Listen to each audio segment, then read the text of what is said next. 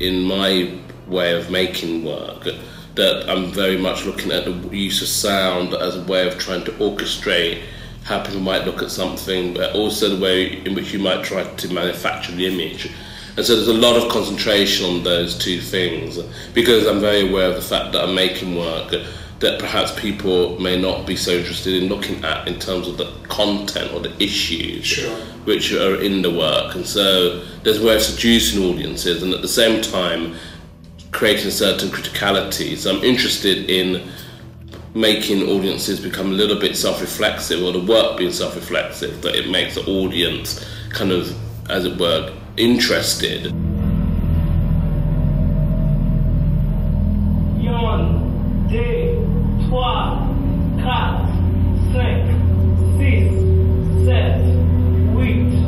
My approach is probably a bit mix and match, in the sense that in a piece like Paradise Omeros, it is quite storyboarded actually, and there is a script, and the script is a sort of visual script of 3 screens, and there's a lot of work that goes into location, and then really it's almost like once a film is shot, we get the script and we literally throw it in the bin, and then we start to think about how the piece is going to work in terms of its montage, and then really it becomes very exciting. And I think that's one of the things which is really incredibly boring about making feature films, is that you write a script and it's scripted to death.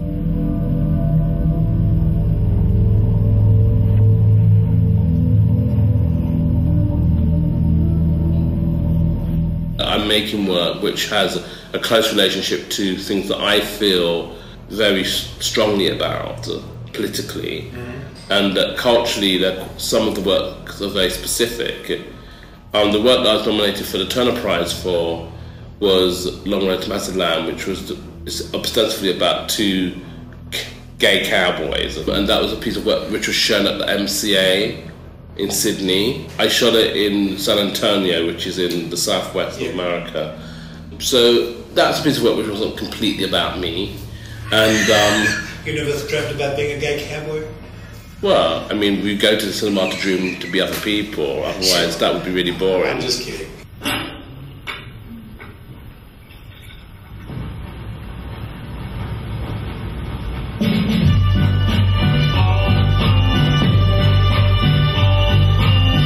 I'm not so concerned about galleries and art for art's sake, because I made a documentary recently called Badass Cinema that looked at the history of black action films from the 70s. And I interviewed Quentin Tarantino and Samuel L. Jackson and Melvin Van Peebles and Pam Grier and all the people who were associated with those films. And Did you have a ball doing that? I had a lot of fun.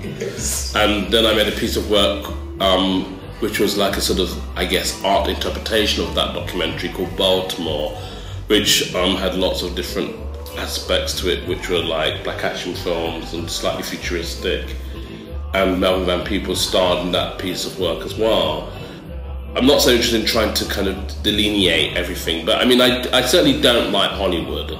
But in Hollywood now, I was into Sundance Film Festival earlier this year, and independent cinema in Sundance is Hollywood cinema.